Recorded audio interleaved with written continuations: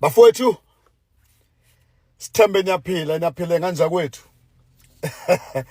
Ya namhlanje hayi sozwa ukuthi indoda yembungculu le ndoda lephele uthisha omkhulu. Ukuthi izothini ke namhlanje ngoba sase sizwile khona ukuthi lapha ku Haddock Committee ukuthi hayi ayiphethe lutho indoda kumele ukuthi ibuyele iyobothisha omkhulu esikoleni. Ngapha ngakubuka nongoma ibuye back iyoba uthisha omkhulu. Ikamadlanga ke namhlanje umnumzane loyo phela osamisiwe uMinister Mchunu osamisiwe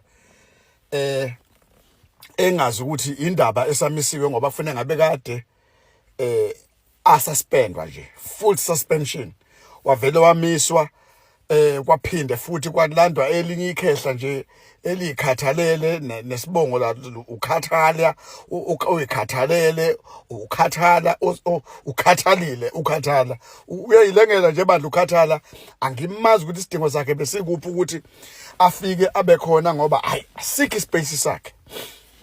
So ke i-administration kaMnumzane Ramaphosa nje bafowethu iyabheda kakhulu angifuni uqamba manga ngengasho iyabheda administration kaRamaphosa ngoba izinto ezisimple obonayo ukuthi asikho isidingo salezi zinto. Really there was no need ukuthi kuze kube khona ukhathala since uMinister Mchunu ebenabantu abama deputy abawu2 bekufuneka kuvese ukuthi waje bambani ke nobabili madoda ngoba vese anazi lutho kodwa bambani ukhathala asikho isidingo sakhe. UMchunu usaxephula imali yakhe njobe njalo no deputy baxephula imali yakhe kwafika wazo-edwa enye imali. Bafowethu engabe samenzani uRamaphosa mina ngase ukuthi samenzani bafowethu Ramaphosa angasenzani eSouth Africa. Angifuni ukukubalisa kodwa nje senziwe ilimi eMzansi bafowethu senziwe ilimi yabo. Senziwe ilimi eSouth Africa senziwe ilimi kakhulu kudlala ngathi. Kodwa nje administration yaMaphosa angikho happy ngayo. Ngoba angazi ukuthi sifike kanjani la ukuthi sibe nokususpend uMchunu kuletha umuntu ozoba yibamba kodwa zasema uMchunu uno deputy. Yilokho nje ngikhala ngakho. Uyeza ke namhlanje uMchunu uzokhuluma lapha. Asazi uzothini uzoshaya bla bla bla as usual. Kanti ke okunye ngithanda engikunotisile njengoba bengishilo ukuthi angisathanda ukumnalela uRamaphosa uma ngabe ezokhuluma.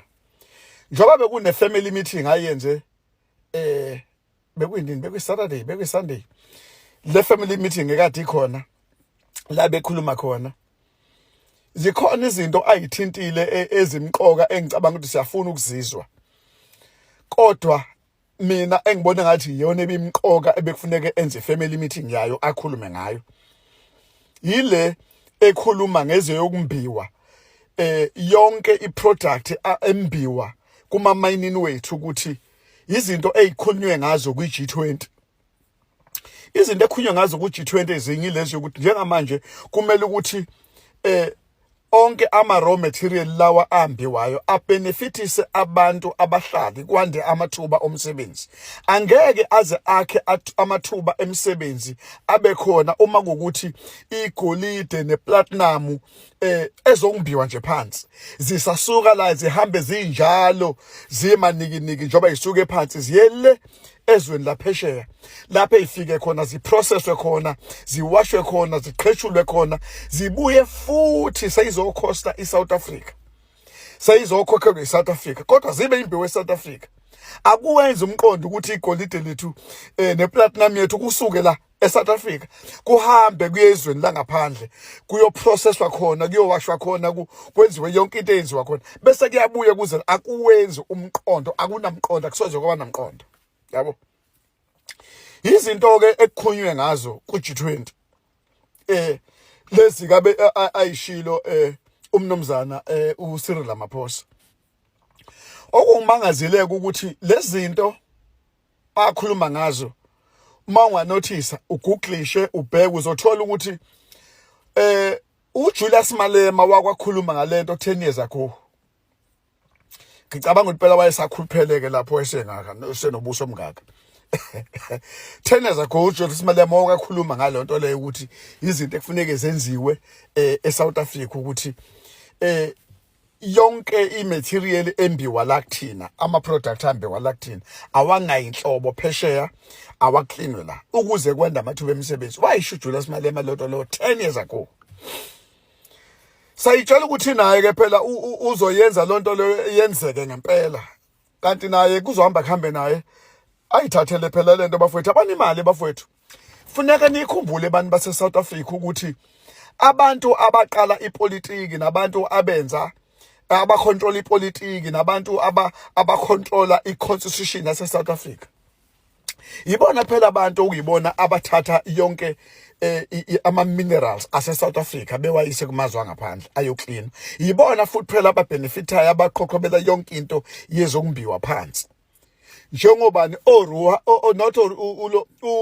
Oppenheimer niyakhohlwa futhi Oppenheimer uyena futhi umnikazi we-IFP Oppenheimer ukuthi uhlabisa upresident cha phela upresident uqashiwe upresident yabo kodwa nje abanikazi the founders of the IFP ilabelungu labo Oppenheimer abantu abafanda ama-political amaningi including the ANC now angazi before kodwa nje now i-ANC bayifanda Oppenheimers. So the Oppenheimers and the BS ibona abantu abathatha konke kwase South Africa kuhambe kuye ngaphandle izinto ke insizwa lezi ze G20 ebesikhuluma ngayo kakhulu ukuthi funeke kulungiswe lokho ukuthi kungabusenzeka. So really we need to think faster yabo. So nje engazuthi ngempela bafowethu lento yokuthi manje uyabona kubuye o stairway iteleka lezangaphela iteleka kuvalwe kuthiwa enough is enough seyidinga lonto leyo ngiyabona amamashi nganza kwethu amamashi bafowethu ngeke azasishe indawo siyamasha nje kuphela sihambe siyikhalo sifike sibeke lapha kuphuma indoda enesiso esikhulu imukele izikhalo ishonele kuphinde kwenzeke lutho yabo kuyoze kube nini amamashi awasebenzi lutho awenzi lutho yabo.